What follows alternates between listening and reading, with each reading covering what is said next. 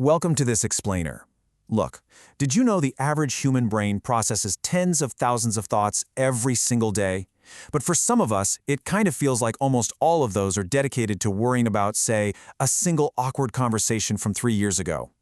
Today, we're going to break down the sheer physical toll of that relentless overthinking. And more importantly, we're equipping you with an actionable toolkit to finally interrupt that vicious cycle. If you've ever spent hours just staring at the ceiling, feeling totally trapped by your own mind, you're absolutely in the right place. Let's dig into what the source material says about taking back control. Okay, let's kick things off with a simple question. Are you an overthinker?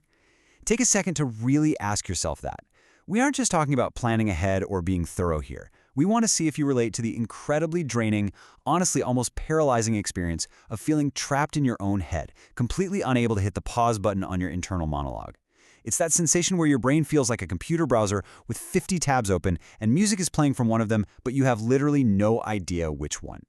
If you're an overthinker, you know exactly how it goes. You might find yourself obsessing over a work dilemma, like, how do I fix this? Or maybe you start spiraling over a minor health worry, right? Convinced it's something serious. A problem pops up and you desperately try to find a meaning or a solution. You just go round and round, analyzing every possible angle and projecting every disastrous outcome. But the solutions rarely arrive. Instead, you just can't stop dwelling on it, burning emotional fuel until you feel completely hollowed out. Section 1. The vicious cycle. Let's see how this builds into something much heavier than just thinking a little too much. It becomes this deeply ingrained pattern.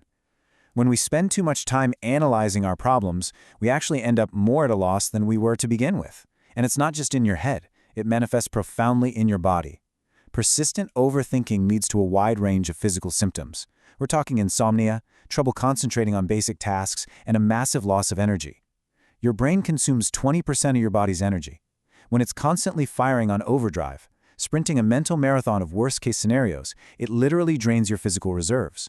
You're exhausted before you've even gotten out of bed.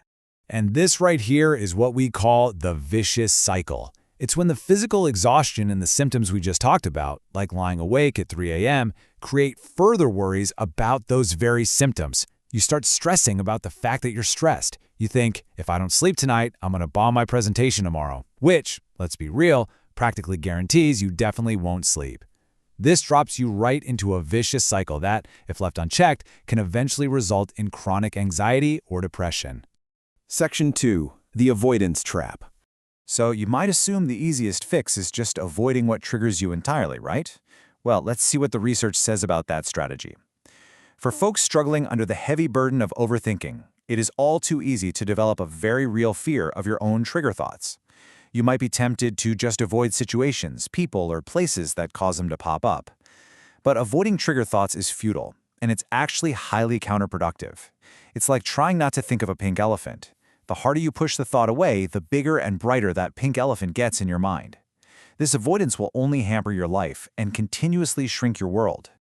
There's a really powerful realization to be made here. After all, you can't learn to ride a bike without a bike.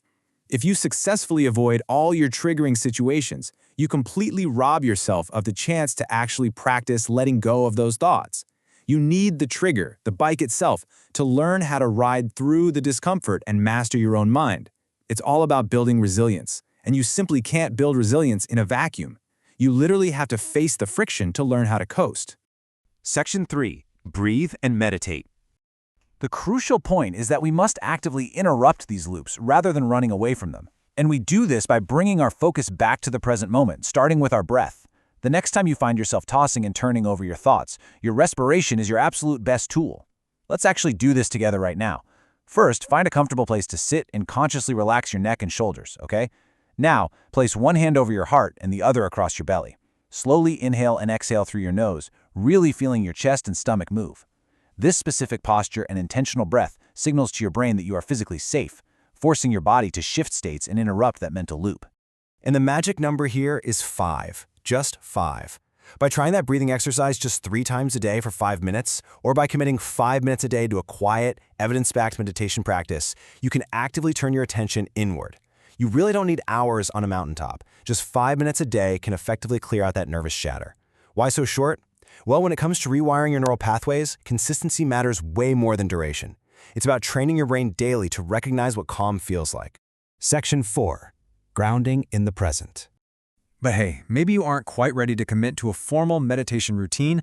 That's perfectly fine. There are plenty of other everyday actions you can take to ground yourself. The core idea is simply to be here now. First, unplug from your computer or phone for a designated time to do just a single activity. Multitasking just fuels overthinking. Second, eat mindfully. Try to find joy in each bite.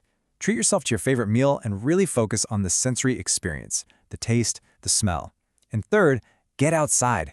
Take inventory of the sights, smells, and sounds around you.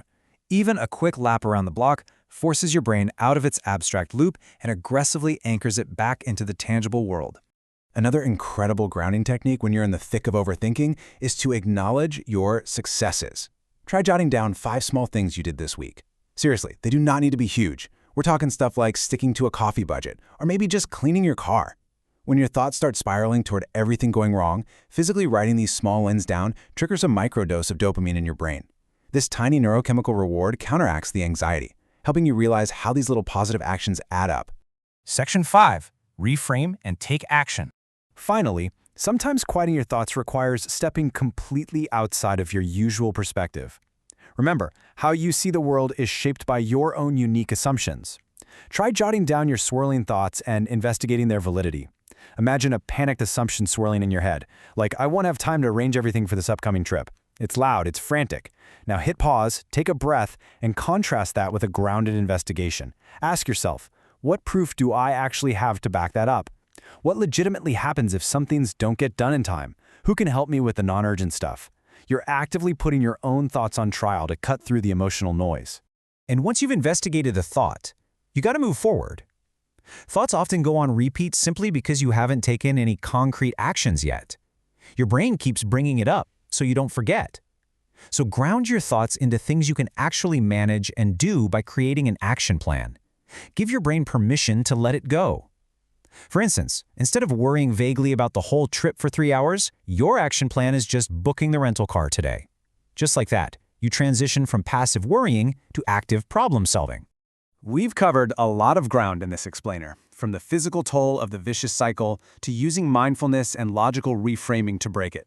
So I want to leave you with one final provocative question. What is one thought loop you can interrupt today? You don't have to fix everything at once. Just pick one loop. Step out of the avoidance trap, face the friction, and use this toolkit to actively take back control of your amazing mind. You have the power to stop the spiral, starting right now. Thanks for joining me on this explainer, and good luck interrupting those loops.